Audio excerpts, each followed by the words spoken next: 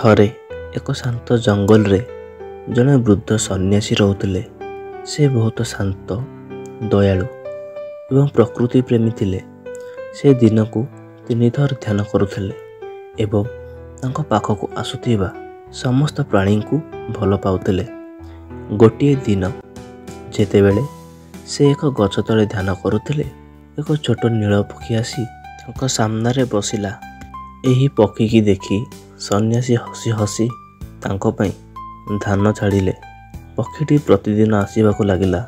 ସନ୍ନ୍ୟାସୀ ତାଙ୍କୁ ଖାଦ୍ୟ ଦେଉଥିଲେ ଏବଂ ପ୍ରେମର କଥା କହୁଥିଲେ। ଉଭୟଙ୍କ ମଧ୍ୟରେ ଏକ ଅଦୃଶ୍ୟ ସମ୍ପର୍କ ଗଢ଼ି ଉଠିଲା। କିଛି ଦିନ ପରେ ପକ୍ଷୀଟି ଅନ୍ୟ ପକ୍ଷୀମାନଙ୍କ ସହିତ ବୁଲୁଥିବା ବେଳେ ଏକ ବଡ଼ ପକ୍ଷୀ କହିଲା, ତୁମେ କ'ଣ ଏପରି ଜଣେ ସନ୍ନ୍ୟାସୀଙ୍କ ସହିତ ରହି ତୁମର ଜୀବନ ନଷ୍ଟ କରୁଛ? ଆମେ ଆକାଶ ଦେଖୁଛୁ, ଆମେ ସମୁଦ୍ର ଦେଖୁଛୁ, ଆମେ ଏହାକୁ ଉପଭୋଗ କରୁ। ପକ୍ଷୀଟିର ହୃଦୟ ଭାଙ୍ଗିଗଲା। ସେ ଭାବିଲା, ମୁଁ ଏହି ସନ୍ଥଙ୍କ ପାଖରେ ରହି ମୋ ଜୀବନ କାହିଁକି ନଷ୍ଟ କରୁଛି? ମୁଁ ମଧ୍ୟ ମୁକ୍ତ ହେବା ଉଚିତ। ସେ ସନ୍ଥଙ୍କୁ କହିଲେ, ବାବା, ଆଜିଠାରୁ ମୁଁ ଆସିବି ନାହିଁ। ମୁଁ ଆକାଶ ଦେଖିବାକୁ ଚାହୁଁଛି, ନୂତନ ସ୍ଥାନ ଦେଖିବାକୁ ଚାହୁଁଛି। ସନ୍ଥ କିଛି ନ କହି ହସିଲେ, କିନ୍ତୁ ଦୟାପୂର୍ବକ କହିଲେ, ଯାଅ ପ୍ରିୟ, ଯାଅ। ମୋତେ ମହାନ ଗୁରୁଙ୍କୁ ଅନୁଭବ କରିବାକୁ ଦିଅ। ଯଦି ମୁଁ ଅସୁବିଧାରେ ପଡ଼େ, ତେବେ ଦର୍ଶନ କରିବାକୁ ଆସିବ। ନୀଳପକ୍ଷୀ ବହୁତ ଆଶା ନେଇ ଉଡ଼ିଗଲା।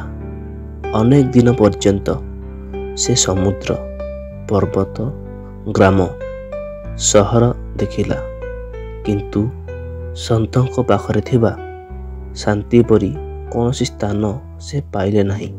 ଗୋଟିଏ ଦିନ ଘଡ଼ଘଡ଼ି ଏବଂ ବର୍ଷା ହେଲା। ନୀଳପକ୍ଷୀ ଓଦା ହୋଇଗଲା। ସେ ଖାଦ୍ୟ ପାଇଲା ନାହିଁ। ଲୋକମାନେ ମଧ୍ୟ ତାଙ୍କୁ ଖାଦ୍ୟ ଦେଲେ ନାହିଁ। ତାର ଗର୍ବ ଭାଙ୍ଗିଗଲା। ନୀଳପକ୍ଷୀ ସେହି ଜଙ୍ଗଲକୁ ଫେରିଗଲା। ସାଧୁ ନୀଳପକ୍ଷୀକି ଏମିତି ଅପେକ୍ଷା କରିଥିଲେ, ଯେମିତି ପୁଅକୁ ଅପେକ୍ଷା କରିଥିବା ପିତା ପରି ବସିଥିଲେ। ନୀଳପକ୍ଷୀ ଆସି ତାଙ୍କ ପାଖରେ ବସିଲା। ତାର ଆଖି ଲୁହରେ ପୂର୍ଣ୍ଣ ହୋଇଗଲା। ସେ କହିଲା, ମୁଁ ଏତେ ବଡ଼ ଭୁଲ କରିଛି ବାବା। ସନ୍ଥ ହସି କହିଲେ, ତୁମେ ନୁହଁ, ତୁମର ଅଭିଜ୍ଞତା, ତୁମର ଶିକ୍ଷକ।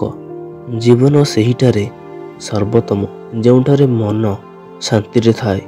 ଜୀବନରେ ବାହ୍ୟ ଜଗତ ଅନେକ ଆକର୍ଷଣ ପ୍ରଦାନ କରେ, କିନ୍ତୁ ପ୍ରକୃତ ଶାନ୍ତି ସେହିଠାରେ ମିଳିଥାଏ ଯେଉଁଠାରେ ପ୍ରେମ, ଆଶା ଏବଂ ଅନ୍ତରଙ୍ଗତା ଥାଏ।